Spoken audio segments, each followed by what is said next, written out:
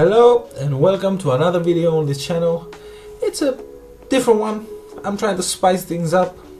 We'll see how it goes. Instead of doing a full review for a particular album, I decided to run a bunch of albums together for two reasons. One, I'm way late for some of them, and two, I don't think I have much to say about them to make a whole video for each album separately. First things first, I'm gonna start with Drip or Drown 2. Am I a fucking genius or what? It's the debut album from Gunna after a bunch of mixtapes, collaborative projects and feature appearances. It's forgettable and generic. It doesn't have any distinct sound and it feels like a trap album that was created by a player that has characteristics from other players in the game that has put out this album. The first few tracks are mediocre at best, and that's because the first leg of this album has that watery feel to it. If you want something that goes deeper into the theme of water, the production is better and it's unique. I suggest to listen to Mick Jenkins' mixtape The Waters that was released, I believe, in 2014. And speaking of forgettable and generic, next up is Nav's album Bad Habits, or as I like to call it, Trash the Album. I mean, there is not one redeeming thing to say about it. It's bland and it's boring. The production is basic, pale and incredibly stale. As for Nav, oh my god, this guy is a robot. He raps like he can't be asked about it. He raps like he's a chore, he has no passion whatsoever, and he doesn't have an energy to make it at least enjoyable. And he's not lyrical by any means, but try to have goddamn soul when you are rapping or singing. If you don't feel it, how can I? You see, he has a track called Why You Crying Mama? That track has the most heartfelt and personal lyrics on the album. And even then, this man is like, alright, let's get over with. I have more tracks to go through. I need to put an album. I need to get sales. I need to get famous. Because basically, his goal is to be famous. Anyways, he brings nothing to the music industry. And that is a bit harsh for me. I mean, he at least brings some memes. You remember that track, Yosemite? From Astrowall? Yeah, you know the one. He was mixed very low. He was sounding like he was in the back somewhere recording his vocals outside of the booth. Not inside, but outside.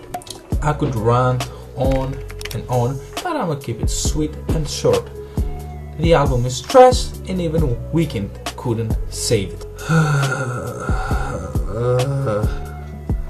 Next is Logic with his self-titled album soundtrack for his novel Supermarket. I strongly believe that this is Logic's worst album to date.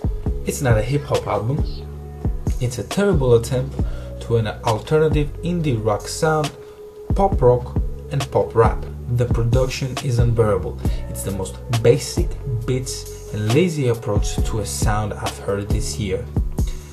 It's flavorless, it has no identity, and the music composition consists of a plain acoustic guitar, which is bad. Look, I can get by simple chords, it's easy to the ear, and most of the time I like it. But the lyrics, oh my god, the lyrics, and the writing is so lazy and uninspired, and I feel like I'm listening to the same shit over and over and over again, this time though on a worse projection. I really think he should take a break, 1 year break. Maybe that can help him.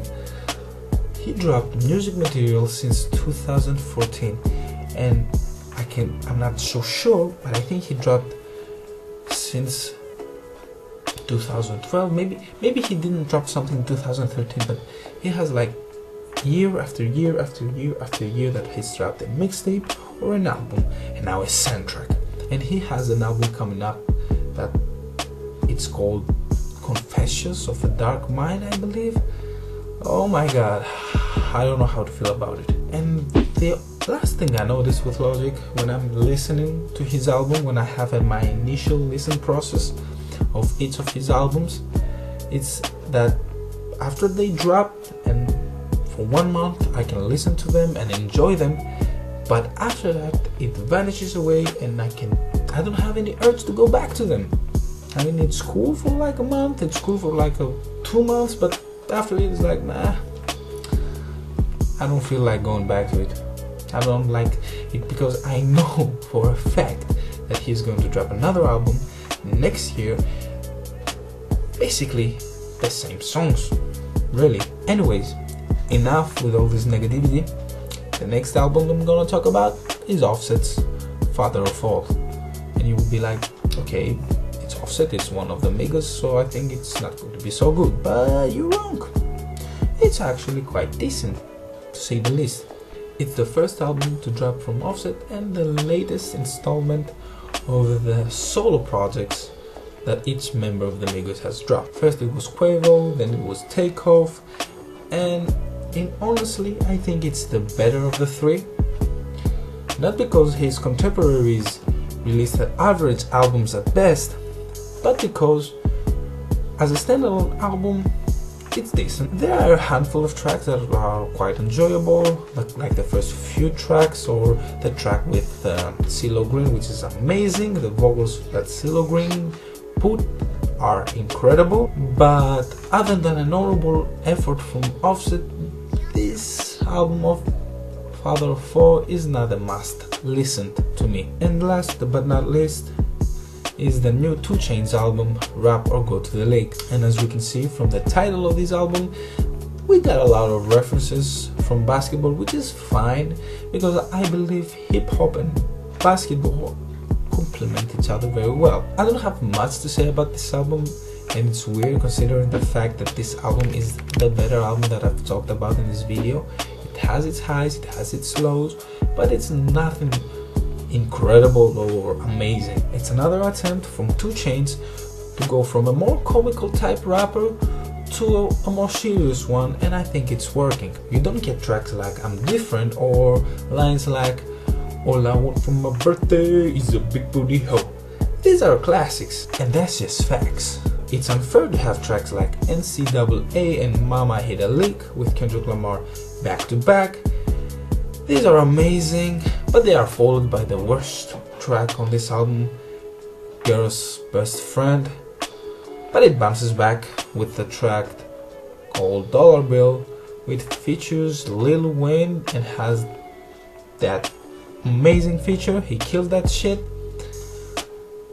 Overall, it's a solid album and a fun listen, and I would suggest to go listen to this album and you will not be disappointed.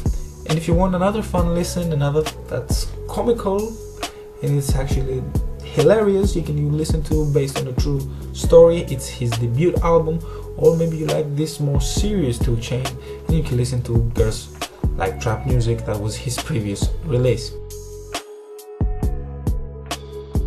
This concludes today's, let's say, segment of today's video, which is something that helps me get through some albums that have been waiting in line for some time now. Hopefully you guys enjoyed this video in this format. I hope that it's not a reoccurring thing, but if I have like 2 or 3 albums that are not up to par or they are bad, maybe I can run them up all together in one video. What do you guys think? If you did enjoy this video, please hit the like button. If you are new around here, a subscribe would be greatly appreciated, and hit the bell for notification as well for future videos. Until then, I will see you next.